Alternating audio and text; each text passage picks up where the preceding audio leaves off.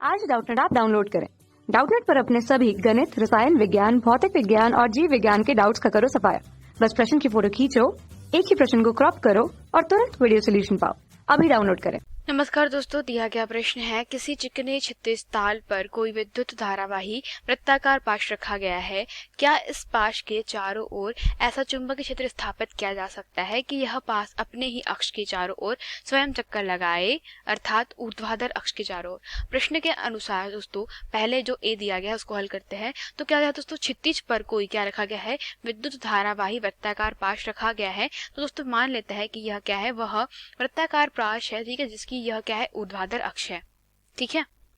तो इस मान लेते हैं कि धारा की दिशा कैसी है दोस्तों, धारा की दिशा है वह कैसी है, इस दिशा में, अर्थात यह वामावर्त दिशा में है। अतः फ्लेमिंग के दोस्तों दाहिने हाथ के जो हथेली के नियम है, ठीक है, उसके अनुसार दोस्तों अगर धारा की दिशा कुछ इस प्रकार से है तो चुंबकीय क्षेत्र की दिशा कैसी जाएगी, चुंबकीय क्षेत्र की दिशा दोस्तों यहाँ से कैसी जाएगी, तल के लंबवत बाहर की तरफ। अतः दोस्तों ए के जो हमारे सदिश ए है और जो हमारे पास में चुंबकीय क्षेत्र की दिशा हो जाएगी बी, इन दोनों के मध्य में बनने वाला जो कोण रहेगा दोस्तों सदैव कैसा रहेगा, शून्य ही रहेगा, ठीक है। और चूंकि दोस्तों हमारे पास में जो बलाघूर्ण, अगर आप यह बात जानते हैं कि किसी भी वृत्ताकार पाश, आयताकार पाश अगर किसी चुंबकीय क्षेत्र में अपनी अक्ष के परितः घूमता है तो वहां पर क्या होता है दोस्तों, वहां पर जो कह सकते हैं बल आघूर्ण कार्य करता है, तो उसके सिरों पे बल आघूर्ण कुछ इस प्रकार से कार्य करता है दोस्तों कि वह होता है एम बी साइन थीटा।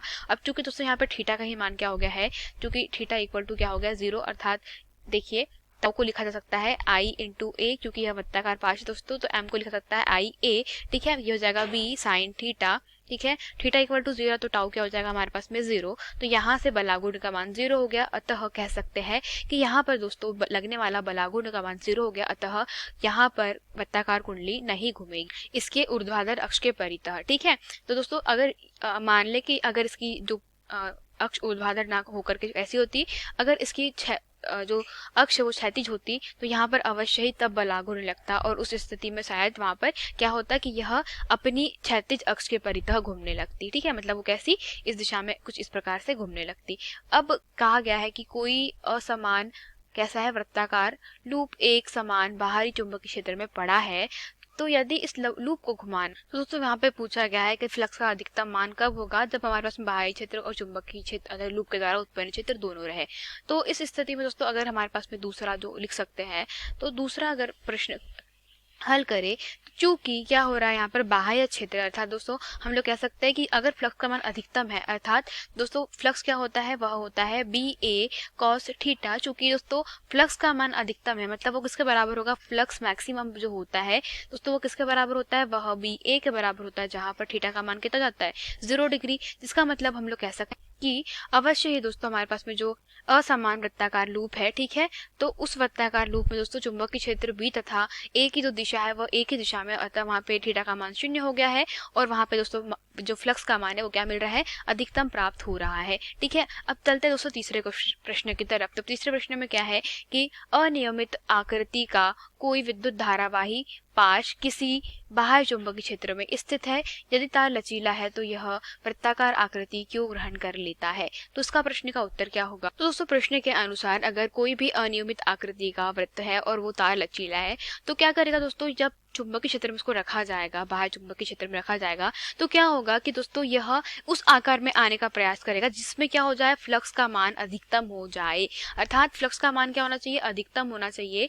तो उस स्थिति में आने के लिए क्या होता है दोस्तों कि हम लोग जानते हैं, चूंकि दोस्तों सबसे अधिक जो क्षेत्रफल होता है, ठीक है, किसी भी अनियमित आकृति के लिए, खास करके वो कैसी हो, थोड़ी सी वृत्त से मिलती जुलती हो, तो दोस्तों अगर वह तार लचीला है तो इस स्थिति में दोस्तों चुंबकीय बल रेखाओं की संख्या कैसी होना चाहिए, अधिकतम हो जाना चाहिए। अतः वह वैसी आकृति धारण करेगा जिसमें उसका फ्लक्स का मान अधिक से अधिक हो जाएगा, अर्थात फाई बराबर इससे क्या हो जाएगा दोस्तों, बी ए होना चाहिए, अर्थात ए का मान क्या रहना चाहिए दोस्तों, अधिकतम रहना चाहिए। तो ए के लिए हम लोग कह सकते हैं यहाँ पे दोस्तों ए सबसे अधिक किसका होता है, वह होता है पाई आर का स्क्वायर। मतलब क्या होता है, यह होता है वृत्त, अर्थात दोस्तों फ्लक्स का मान अधिकतम होने के लिए जो उपरोक्त आकृति होनी चाहिए वो कैसी होनी चाहिए, वह एक वृत्त वृत्ताकार आकृति होनी चाहिए ताकि दोस्तों क्या हो जाए, फ्लक्स का मान है वह कैसा रहे, अधिकतम रहे।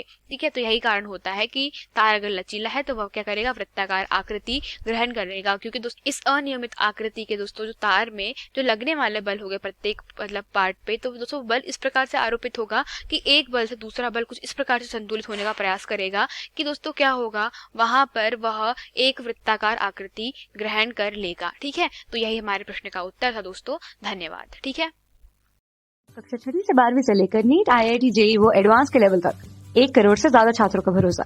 आज ही डाउनलोड करें डाउटनेट ऐप या व्हाट्सएप करें अपने सारे डाउट्स 8400 400 400 पर।